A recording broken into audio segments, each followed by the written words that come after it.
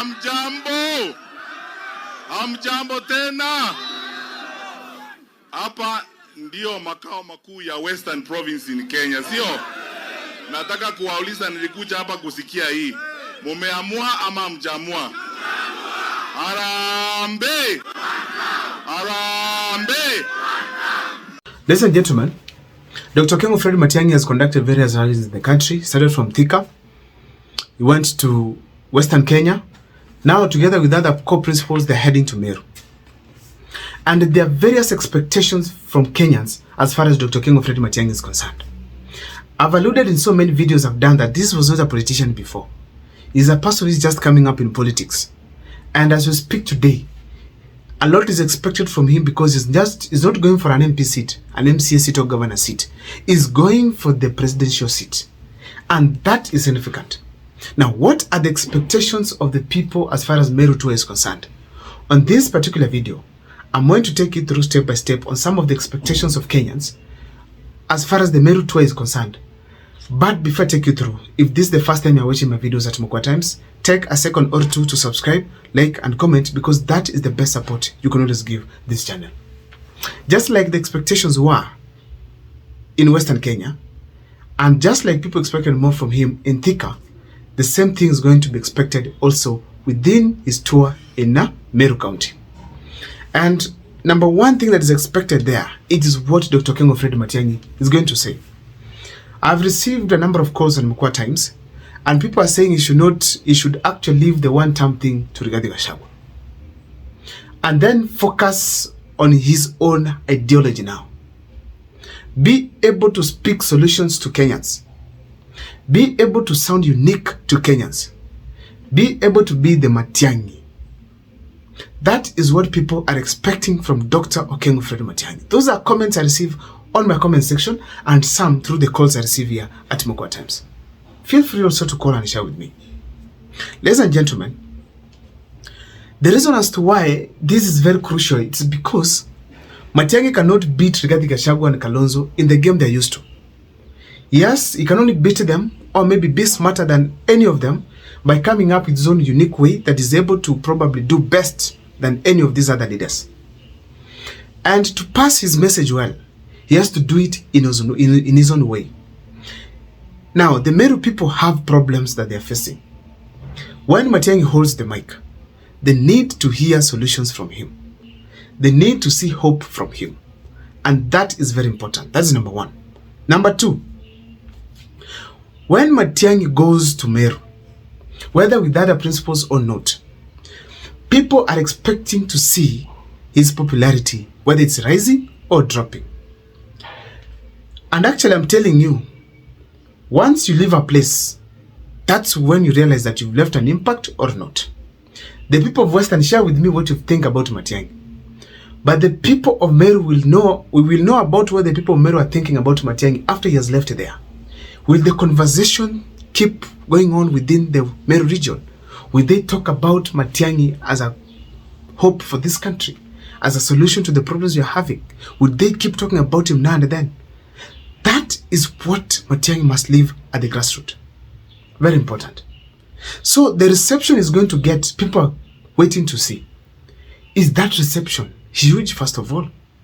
Is this reception going to show what is going to remain there after Matiang'i has left?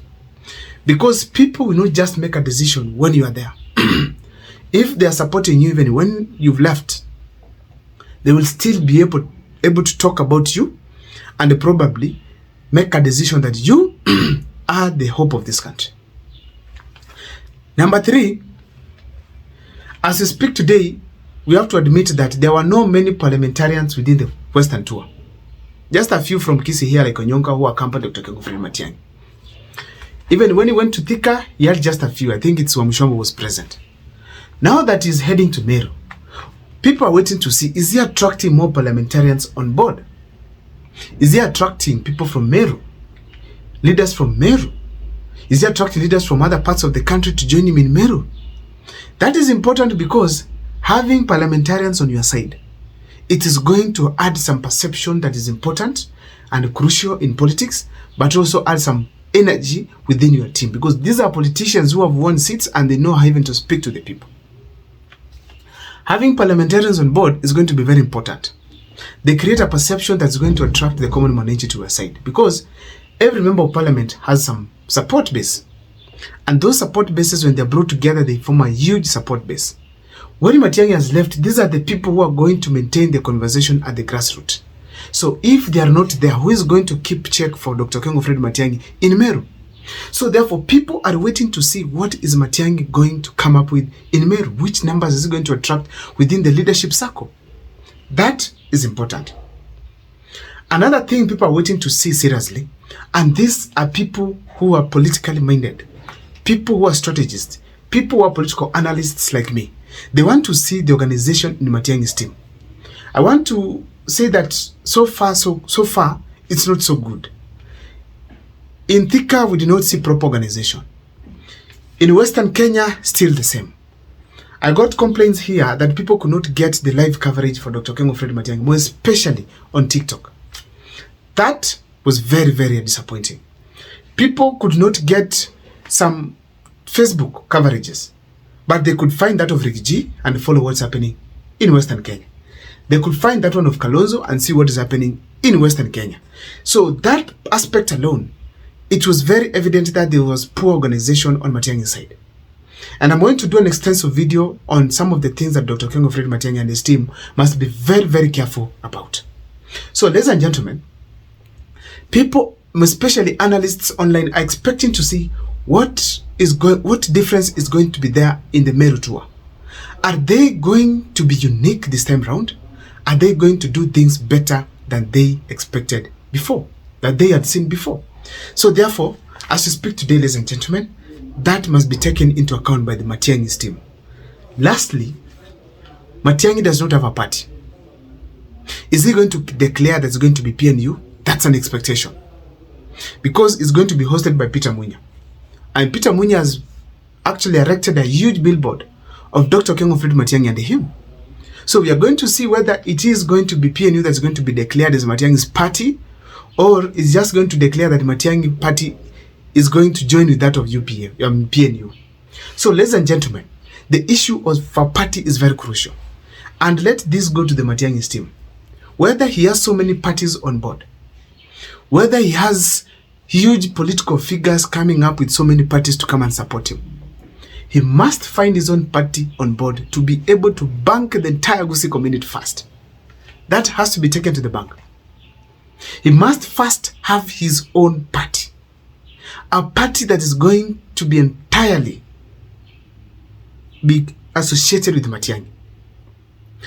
And apart from that, this party, it is going to take care of the interests of the people first of here locally, where he comes from. Because if he will not do that, let's be rest assured, there will be huge division within the Gusii region, and eventually he might not just lose some votes, but also parliamentarians, members of parliament who are going to be key in his leadership if God accepts people of Kenya's wish that he becomes the president of the Republic of Kenya. I don't know what's your take. Those are my expectations. Those are the expectations I put as far as Matiang'i's tour of Meru is concerned. Please, on the comment section, feel free to share with me what you feel. See you next time for more videos.